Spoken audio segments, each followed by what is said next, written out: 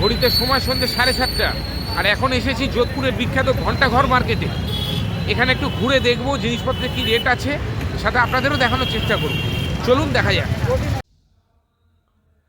এখানে ঘন্টাঘর মার্কেট কিন্তু রাত 8টায় বন্ধ হয়ে যায়। এর টাইমিং হচ্ছে রাত 8টা অবধি। এই ঘন্টাঘর মার্কেটের দূরত্ব ছিল আমার হোটেল থেকে 10-15 মিনিট। আমি একটি অটো নিয়ে গিয়েছিলাম। অটোতে ভাড়া লেগেছিল পার হেড 60 টাকা করে। এই ঘন্টাঘর মার্কেট যোধপুরের খুবই জনপ্রিয় একটি মার্কেট। এখানে পুরুষ মহিলাদের বিভিন্ন জামাকাপড় বিক্রি হচ্ছে।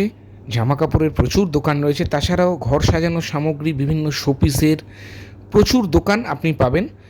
পথ চলতি রাস্তার দুপাশে বিভিন্ন ধরনের বিভিন্ন রকমের দোকান পাবেন, সাথে তো খাবারের দোকান রয়েছেই। যেমন এই দোকানটায় ঢুকে আমি এদের বিখ্যাত মালাই গেভার মিষ্টিটি টেস্ট করেছিলাম। মালাই গেভার রাজস্থানের খুব বিখ্যাত একটি মিষ্টি।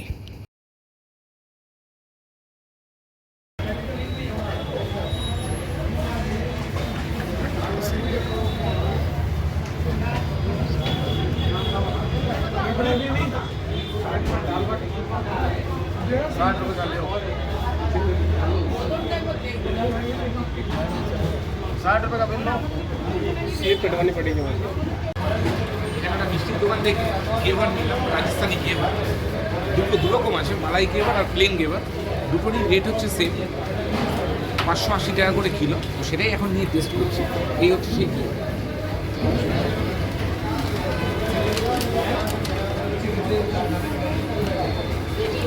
ভালো, উপরে মালাই দেওয়া।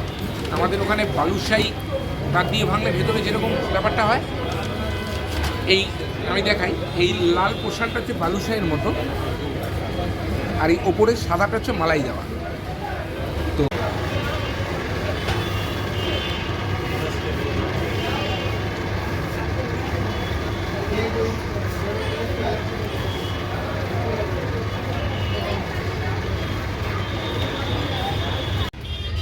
আমি এর দোকান থেকে দুটো জিনিস কিনলাম, আপনাদের দেখাই একটু।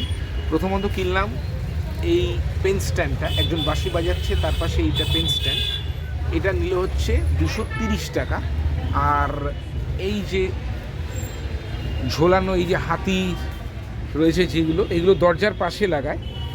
এই যে আমি এই জিনিসগুলোর কথা বলছি, এগুলো নিল 100 টাকা। টোটাল আমার দুটো জিনিসে 330 টাকা। এছাড়াও এই ধরনের বিভিন্ন শোপিস কিন্তু ঘন্টাঘরের বিভিন্ন দোকানে পাবেন।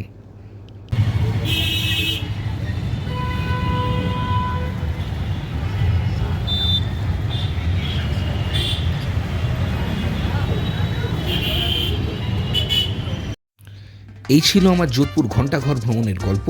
খুব শিগগিরই ফেরত আসবো আমার রাজস্থান ভ্রমণের পরবর্তী ভিডিও নিয়ে। ততক্ষণ দেখতে থাকুন এবং সঙ্গে রাখুন ভ্রমণ পথিক ইউটিউব চ্যানেল।